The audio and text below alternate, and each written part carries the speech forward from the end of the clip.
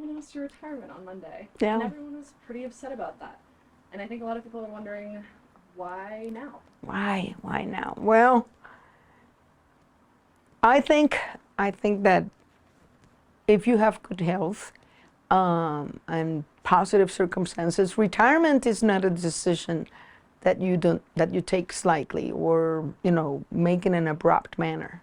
So I have been in conversations with my family for a number of years now as to when would be a good time. And of course, the pandemic and all the many wonderful things that are happening at Montana State, it always kept me sufficiently busy to avoid that topic. But with the passage of time and my granddaughters are getting to an age where now they're more aware about their environment, I thought, the university's in a good spot now. Because of you? No, because all of us together. And I think that this is a good time. Using a comparison to the Olympic Games that just concluded, you also come to realize that serving as university president is not just a race for you. It's a relay race, right? I took the baton from the hands of Jeff Gamble, and he ran his portion. Now I try to run as fast as I could, and I'm going to be handing out that baton to the next president. But the most important thing has been the incredible help that I have received from everybody in Bozeman, around the state. And so the university is in good hands. It's in a very good space, and it's as good time as any. Doesn't make it any easier, though. It's hard. Yeah, I know. Sorry, can I interrupt? Yeah, of course. Yes, would it be possible to have you sit down so the president can be looking more level? Would that be something we could accomplish? Yes. Let me just make sure it looks okay, though, if I'm sitting down here. Yes, that looks good. Thank you. Sorry if you were looking up and No, that's fine. Over there.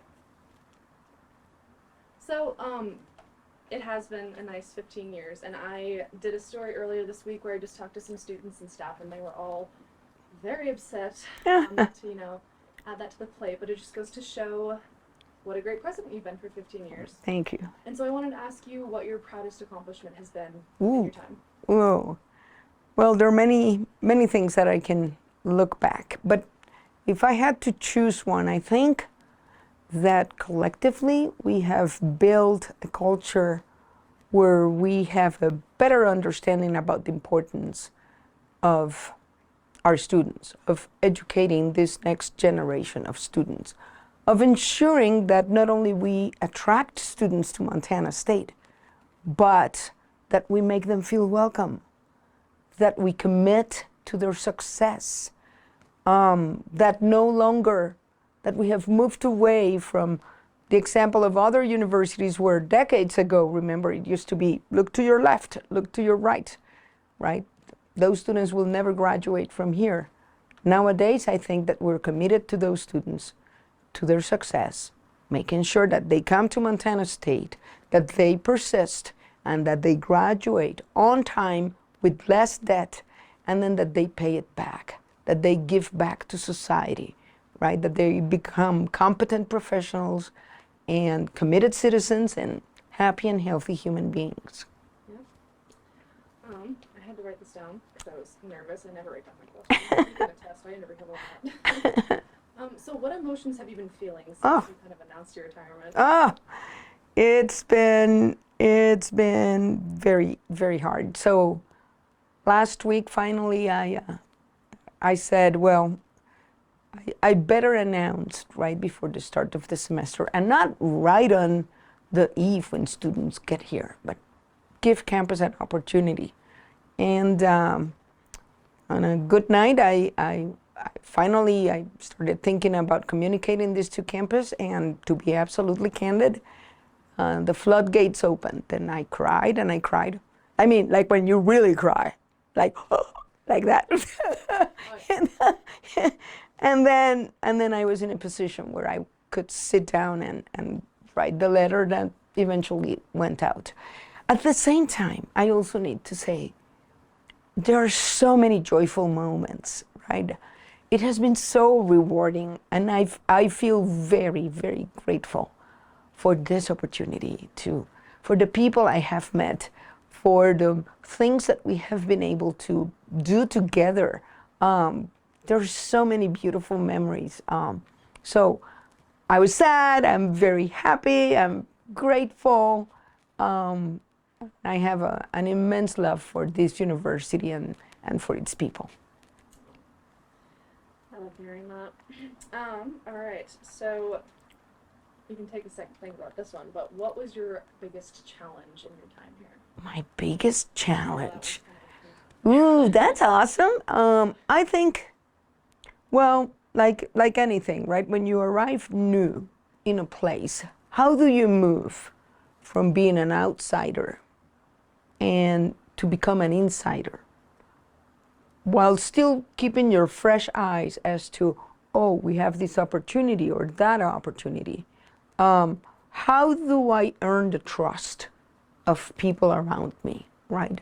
There were many things that were different about me. I was a woman, I'm, coming from Puerto Rico, I speak with an accent, I'm 5 feet tall, all those things. But little by little, earning people's trust was very important. And then the second thing is starting to figure out what you hear, what people recommend you, because all the answers were there. I didn't come with prefabricated notions. Everything that we have been working on, it's because people have taken the time and say, let me tell you about this. Wouldn't it be great if Montana State University worked on this?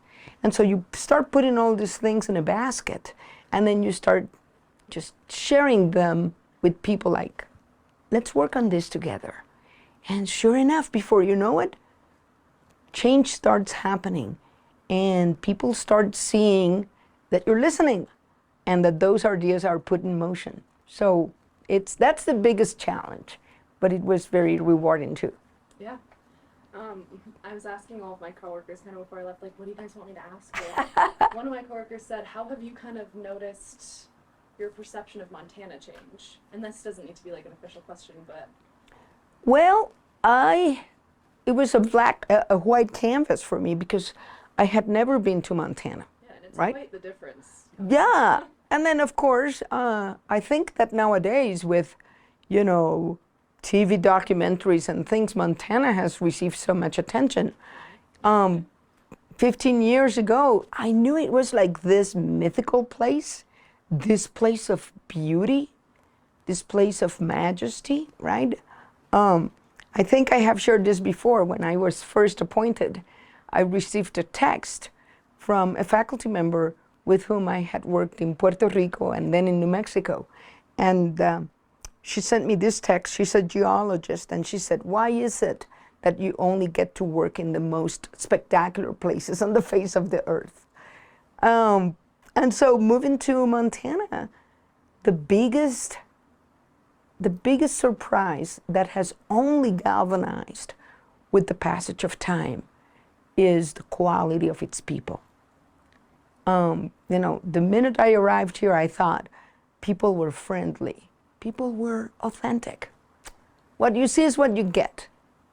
They're great storytellers, right? So all those things have only grown in my appreciation with the passage of time. These are people who are very, very grateful. They want for you to work and to work hard, but if you work and work hard, boy, there are incredible opportunities, and now you become part of the family, right? And that was amazing. So I had just asked how your perception of Montana changed. How has your perception of yourself changed? Oh my gosh. Oh, that is a very smart question, Cassidy. That has been a surprise. Because the job of the president is not just a job. It's not a title, right? You become one with the university, its mission, its history. So it is a huge responsibility, right? And it's so huge that sometimes it's overwhelming, because you're the president every single moment of the day. Even if I go to the grocery store, right? And in a way, it builds character, because you're faced day in and day out with incredible choices, with many satisfactions as well, right? But you have in your hands the well-being of, in our case, over 20,000 people. When you count students, faculty, staff. That's not even thinking about alumni and other constituencies. So I think the job of the presidency has made me a better person. I'm more patient. I'm a better listener, and I have learned to wait until others have said their piece before I said, okay, so this is what we need to do. So it's been a huge growth opportunity for me. It's very sweet. No, thank you. I have a feeling that the 15 minutes have probably kind of started to fly by, so I'll kind of ask my last question to you. What's plans for the future? And I just kind of want to sidebar for both you and for your hopes for the university. Oh my goodness. Well, there are many projects underway, right? And again, the momentum is there. The number of students that are choosing Montana State, the success with which they are persisting and graduating, wonderful research that our faculty and graduate students and undergraduate students are involved in, the work of extension, the work of community service, all of that is, the numbers tell us they are at an all-time high. So the university is in a very good position. There are a number of new projects, new construction projects that I would love to see in the future, right? Those 5 buildings for the Mark and Robin Jones for College of Nursing throughout the state of Montana, our WU Lab, Gallatin College. I mean, there's so many wonderful things waiting in the wings. As for me, I don't know. I was reading a book by Jill Conway. She was the first woman to serve as university president in a private university in the East Coast. And she said that when she retired, it was as an invisible cobweb that had occupied her brain dissipated. Because it's true, you're thinking about the university every waking day, and even in your dreams, Montana State University comes. So it will be, I don't know, it will be a new thing. I'm making plans with my 2 granddaughters. They called me on Monday night after I announced to see how I was doing. So it's going to be a lot of fun. Yeah. Monday when you announced it, were there just like people flooding in here? Oh my gosh, it was, yeah, people have been amazing. I have a lot of flowers, cards, emails. And yeah. Yeah, so you're still here for like another year though. So Exactly. It's not like you're leaving quite yet. No, let's celebrate, let's get together, let's reach out to each other, let's enjoy each other, and again, let me use this opportunity to say thank you for the opportunity of my lifetime, and now and forever, go Cats.